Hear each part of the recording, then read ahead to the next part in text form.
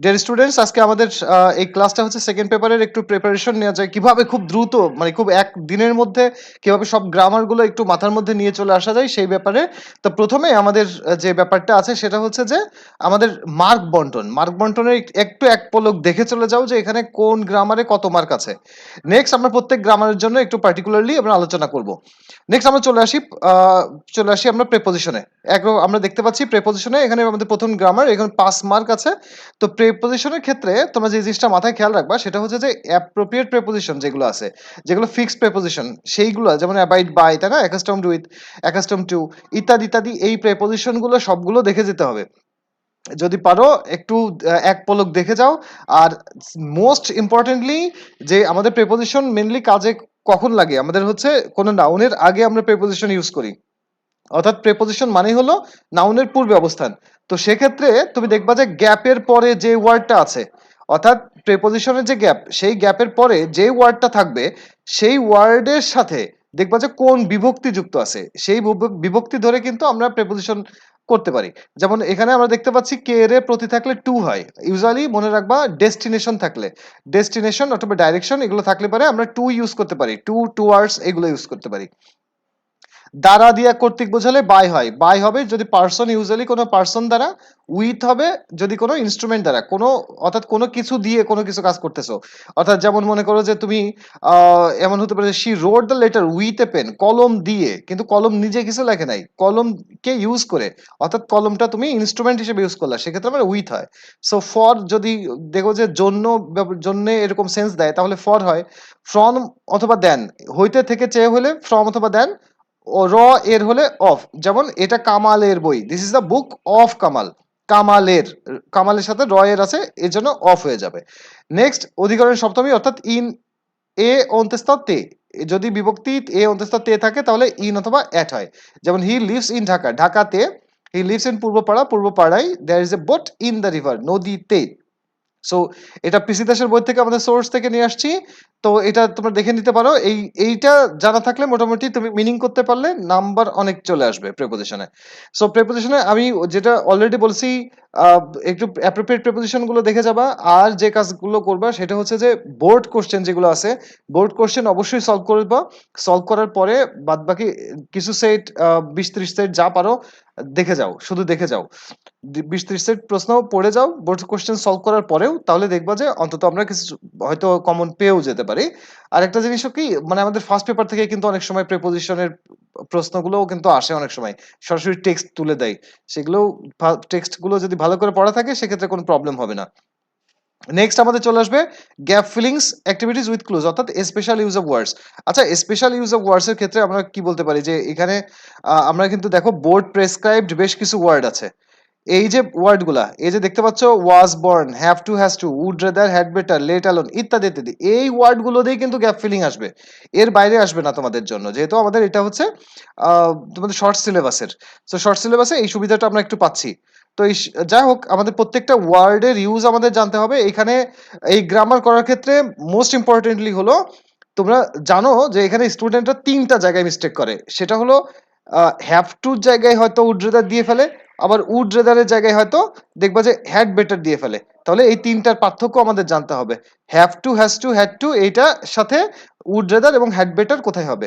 সহজ কথায় বলতে গেলে যেটা সার্টেনিটি, নেসেসিটি, অব্লিগেশন বোঝাবে, অর্থাৎ নিশ্চয়তা বোঝাবে, যেটা বাধ্যবাধকতা বোঝাবে, সেইখানে হ্যাভ টু অথবা হ্যাজ টু হবে।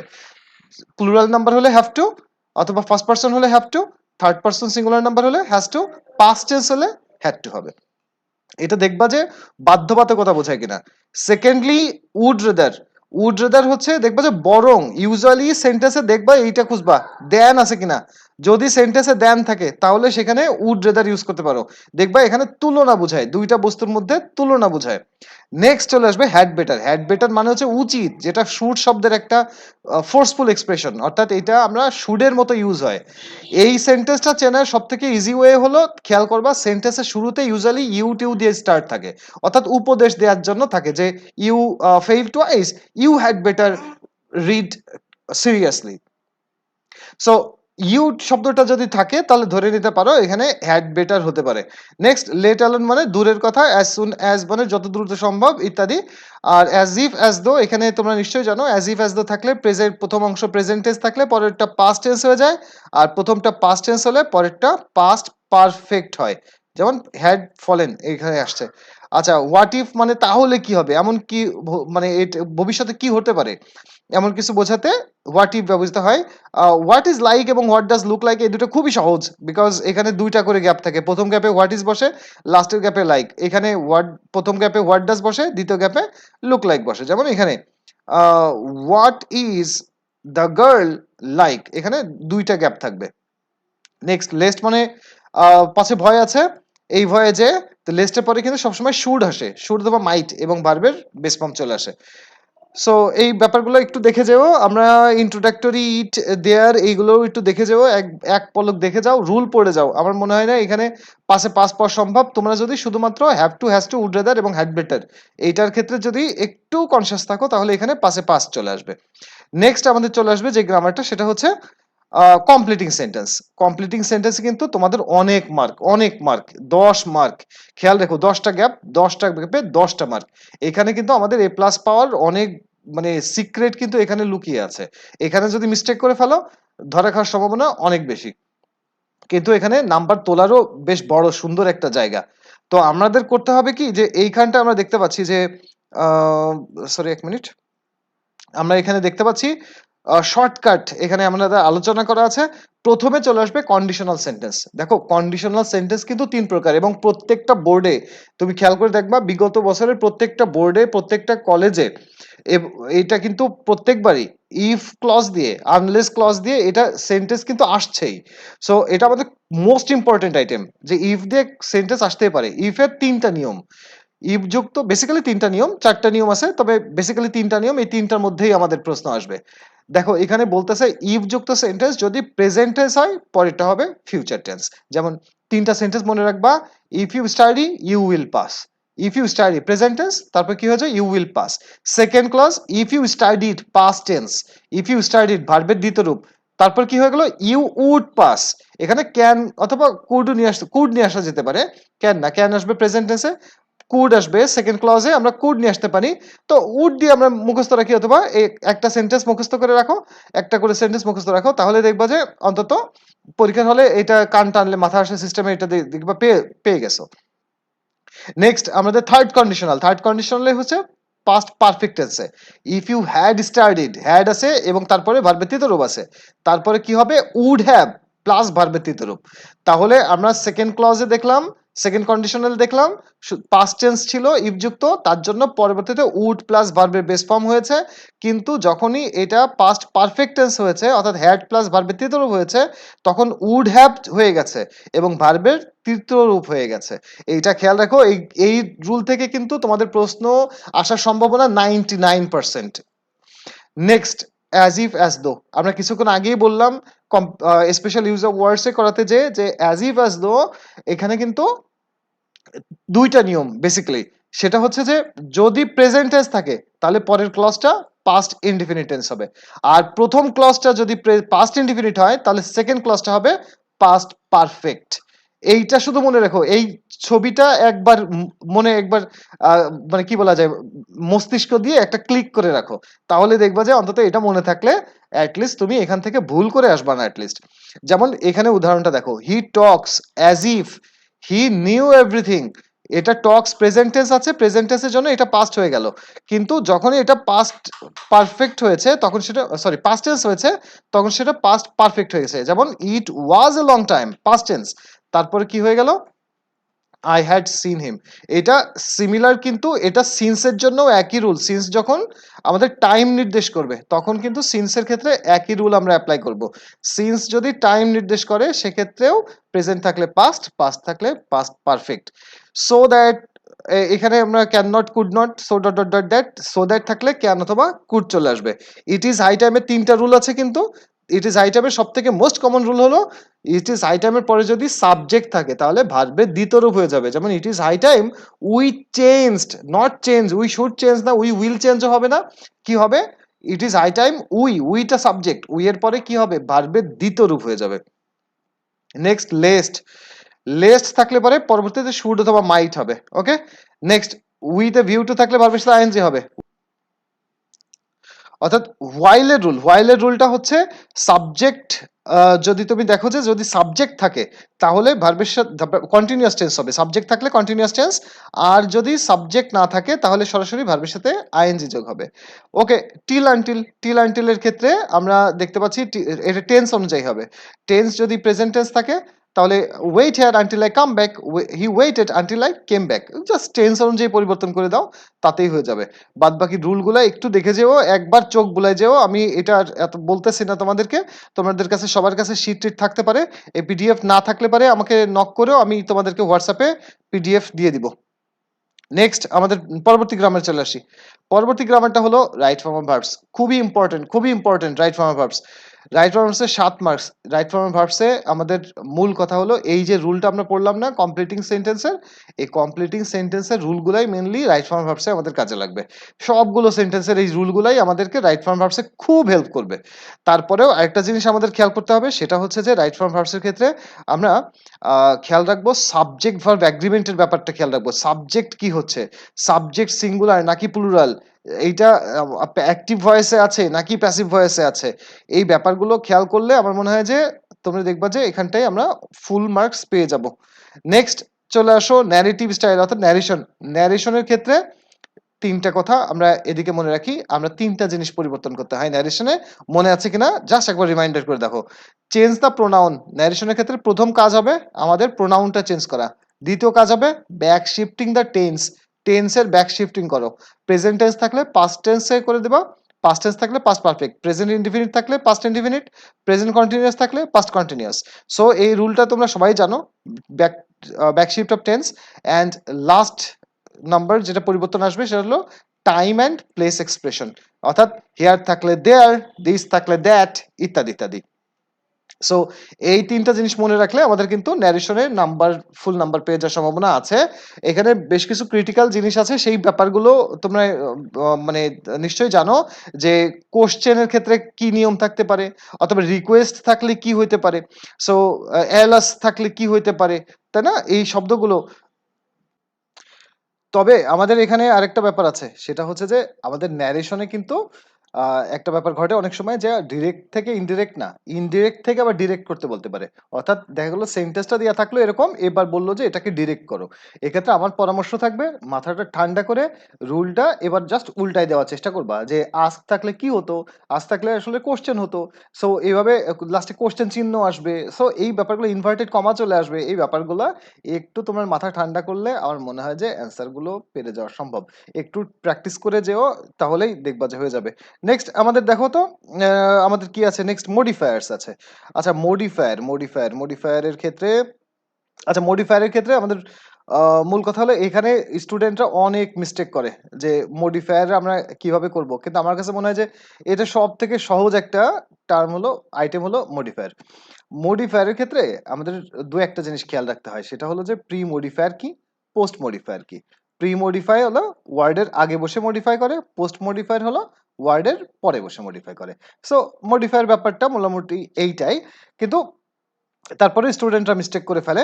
মডিফায়ারে এখানে আমাদের অনেকগুলো টার্ম জানতে হবে, এই টার্মগুলো শুধুমাত্র শিখে যাবা। যেমন এইখানটায় আমরা আছে এই দুইটা ব্যাপার আগে মনে রাখবা।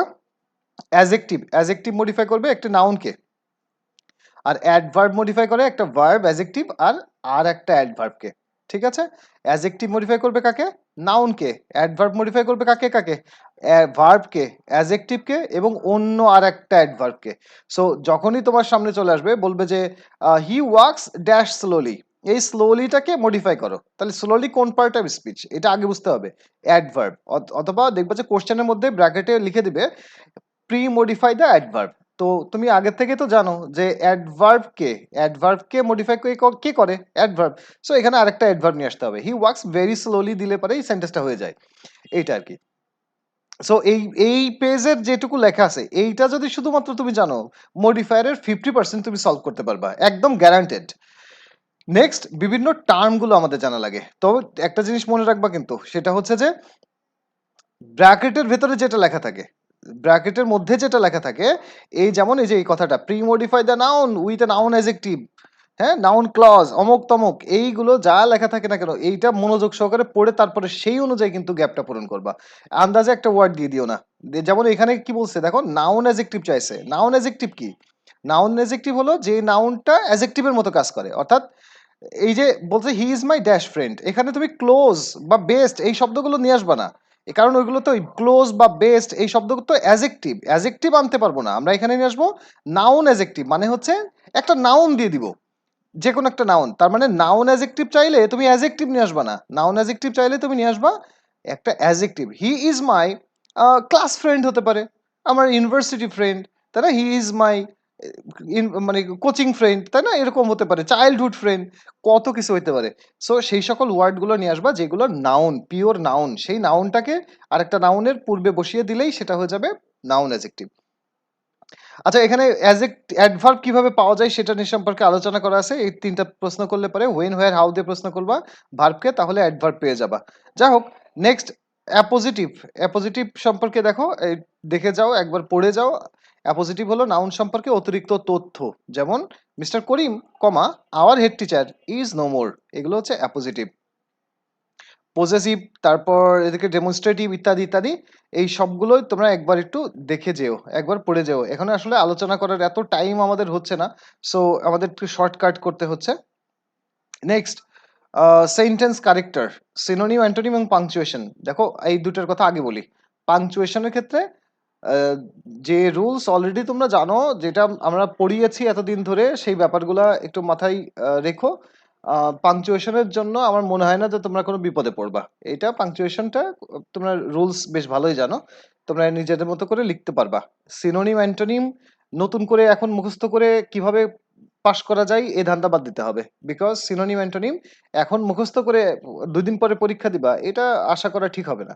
আমরা ফার্স্ট পেপার থেকে যত মানে পড়িয়েছি সেখান থেকে ওয়ার্ড চলে আসার সম্ভাবনা কিন্তু আছে সিনোনিম অ্যান্টোনিমে। আর সিনোনিম অ্যান্টোনিমে প্রত্যেকবার তুমি যদি প্রশ্ন অ্যানালাইসিস করো তাহলে দেখবা যে খুব কমন কিছু ওয়ার্ড দিয়ে থাকে, সেগুলো একটু খেয়াল রাখবা। সিনোনিম অ্যান্টোনিমের ক্ষেত্রে আরেকটা গুরুত্বপূর্ণ ইনফরমেশন দিয়ে রাখতে পারি, সেটা হলো যে সিনোনিম অ্যান্টোনিমে সাধারণত যেই পার্ট অফ স্পিচটা থাকে, যেই পার্ট অফ স্পিচে ওই ওয়ার্ডটা থাকে, সাপোজ এমন একটা ওয়ার্ড আসলো যেটার বললো যে একটা না, এটার একটা সিনোনিম দাও, তুমি দেখবা যে ওই ওয়ার্ডটা কোন পার্ট অফ স্পিচে, নাউনে, অ্যাজেক্টিভ নাকি ভার্ব হিসেবে আছে। তো ভার্বের সিনোনিম ভার্ব দিয়ে দিবা, নাউনের সিনোনিম নাউন দিয়ে দিবা। এটা এমন একটা ওয়ার্ড দিবা যেটা ওই ওই গ্যাপের ওই ওয়ার্ডটাকে রিপ্লেস করতে পারে। সেকেন্ডলি, আমরা একদম লাস্টলি চলে আসতে পারি সেন্টেন্স কানেক্টরে। What is sentence connector? Sentence connector হলো সেন্টেন্স দেখবে সংযোজক। সেন্টেন্স কানেক্টরের কাজ কি? সেন্টেন্স কানেক্টরের কাজ হলো দুইটা সেন্টেন্সকে কানেক্ট করা। প্রিপোজিশনের কাজ হলো কোনো ওয়ার্ডকে কানেক্ট করা। On the other hand, sentence কানেক্টরের কাজ হলো সেন্টেন্সকে কানেক্ট করা। সো সেন্টেন্স কানেক্টর কিভাবে কাজ করবে? সেন্টেন্স কানেক্টর সেন্টেন্স কানেক্ট করতে কাজ করবে। তো আমরা একটু দেখাই সেন্টেন্স কানেক্টর আমরা কিভাবে কাজ করেছি। এইখানে সেন্টেন্স কানেক্টর আছে। সেন্টেন্স কানেক্টরে মোটামুটি আমরা এই 10 ধরনের রিলেশন কিন্তু মোটামুটি পাই। সেন্টেন্স কানেক্টর ভালো করতে হলে তোমাকে কি করতে হবে? প্রথমে হচ্ছে প্রথম সেন্টেন্সটা পড়তে হবে। প্রথম সেন্টেন্সটা পড়বা এবং দ্বিতীয় সেন্টেন্সটা পড়বা। দেখবা যে এখানে অবশ্য 2টা ক্লজ আছে, যেমন her favourite author wrote it dash it was exciting. দেখবা এই যে প্রথম ক্লজ, এই প্রথম ক্লজ এবং দ্বিতীয় ক্লজ, এই দুটার মধ্যে কেমন সম্পর্ক? যদি সম্পর্ক যোগ করার থাকে, অর্থাৎ আরো শব্দটা দিয়ে রিপ্লেস করা যায়, তাহলে কিন্তু আমরা এই গ্রুপের যে কোনো একটা ওয়ার্ড দিয়ে কিন্তু আমরা সেন্টেন্সটা কানেক্ট করতে পারি। অলসোর পরিবর্তে তুমি ইন অ্যাডিশন দিতে পারো, ফার্দার মোর দিতে পারো। তবে অ্যান্ড আর এইগুলোর মধ্যে পার্থক্য আছে নিশ্চয়ই তোমরা জানো। অ্যান্ড আমরা বসে কম্পাউন্ড সেন্টেন্সে, আর যদি সিম্পল সেন্টেন্স হয় সেক্ষেত্রে অলসো, ইন অ্যাডিশন, ফার্দার মোর, যে কোনো একটা দেওয়া যায়, ইত্যাদি ইত্যাদি। তো এটা দেখো, আর শীটটা দেখে যাও। আমরা এটা দেখি। সেকেন্ড যে অপশনটা আছে, to restate, explain or emphasis an idea, যদি আমরা কোনো কিছু এক্সপ্লেইন করতে চাই তাহলে আমরা এইভাবে এই কানেক্টর গুলো ইউজ করতে পারি। দ্যাট ইজ ইন আদার ওয়ার্ডস, মানে কোনো সেন্টেন্সে প্রথম সেন্টেন্সে যা বলেছে দ্বিতীয় সেন্টেন্সে যদি ওই ব্যাপারটা এক্সপ্লেইন করে তাহলে এই ব্যাপারটা আমরা এই কানেক্টর গুলো ইউজ করতে পারি। এটা এক্সাম্পল দেওয়ার জন্য এগুলো ইউজ করি। তারপর সিমিলারিটি দেখার জন্য এই কানেক্টর গুলা। নেক্সট, ডিফারেন্স দেখানোর জন্য এই কানেক্টরগুলা। সো আমার মনে হয় যে এই কানেক্টরের এই শীটটা তোমরা দেখে যাও। যাদের কাছে শীট নাই আমার কাছে হোয়াটসঅ্যাপে নক করলে আমি হোয়াটসঅ্যাপে পাঠিয়ে দিব। এখানে নাম্বার দেওয়া আছে। এটাই হোয়াটসঅ্যাপ নাম্বার। এখানে নক করলে আমি পাঠিয়ে দিচ্ছি। আচ্ছা, নেক্সট আমাদের লাস্ট চলে আসে রিটেন সাইডের যে সাজেশনসটা। রিটেন সাইডের ক্ষেত্রে ফরমাল লেটারের আমরা 15টা সাজেশনস দিয়েছি। ইউজুয়ালি কিছু, কিছু আছে সবগুলো একই রকম। যেমন যেমন প্রিন্সিপালের কাছে সাপোজ ল্যাঙ্গুয়েজ ক্লাব এস্টাবলিশ করার জন্য অথবা সাউন্ড সিস্টেম এস্টাবলিশ করার জন্য, মাল্টিমিডিয়া ফ্যাসিলিটিস এস্টাবলিশ করার জন্য এই সবগুলো জিনিসই আসলে ফরমেট দেখবা সব এক। এগুলো ফরমেট একই ফরমেট। একটা শিখলে বাদবাকি সবগুলো লেখা যায়। তো 15টাই পড়ে যেও। একটাও খবরদার মানে এই চিন্তা করো না যে এটা না পড়ে যাবো। একবার দেখে যাও। দেখে প্রয়োজনে বানায় লিখো তাতেও ভালো। কিন্তু একবারে না পড়ে যেও না। নেক্সট এখানে আমাদের চলে আসবে প্যারাগ্রাফ। প্যারাগ্রাফের জন্য আমরা জানি ২ টা প্যারাগ্রাফ লিখতে হয়। একটা হলো লিস্টিং অথবা ডেসক্রিপটিভ, আরেকটা হচ্ছে কম্পেয়ার কন্ট্রাস্ট, তাই না? এইগুলা। তো তার জন্য মোট ২০ টা প্যারাগ্রাফের সাজেশনস দেওয়া আছে। কিছু, কিছু আ রিসেন্ট ঘটনার অবলম্বনে আ আমাদের এই প্যারাগ্রাফ গুলো দেওয়া, এগুলোও দেখতে পারো। আর আমার মনে হয় যে এগুলো পড়লে চলে আসার কথা। আমাদের ভাগ্য যদি খুব বেশি খারাপ না হয়। তো ঠিক আছে স্টুডেন্টস, ভালো থেকো। তোমাদের জন্য অনেক, অনেক গুড উইশেস।